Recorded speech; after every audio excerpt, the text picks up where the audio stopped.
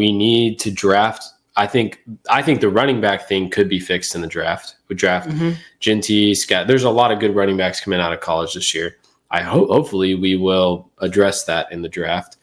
But we have so many other needs, and we don't have enough money to work with because we're paying it all to 2 guys, and I think we're going to have to pay Micah this offseason, so probably 3 guys.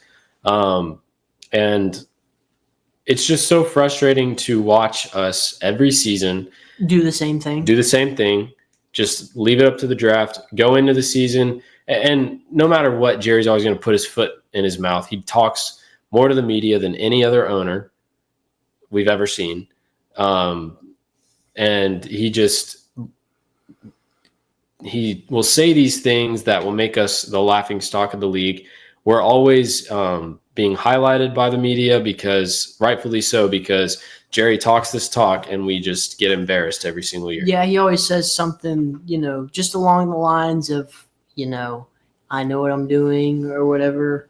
I know better than everyone else. Pretty much. And he'll always, make some, outrageous claim like we're going all in is what he's been saying, I feel like, for the last 3 years. And then all in has meant nothing. And then you get people like Dak, who he comes out after the Eagles won the Super Bowl and said, it's our turn. And it's like, it'll be our turn in like 30 years, I think. But maybe, not under what we have right now. The Eagles are the blueprint. Like we talked about last week, the Eagles, as much as we hate to see them be successful, did everything correctly. They paid the right guys. They drafted the right guys. They went out and signed guys in free agency. They were very aggressive in free agency. And they put together a great team, had 2 great coordinators.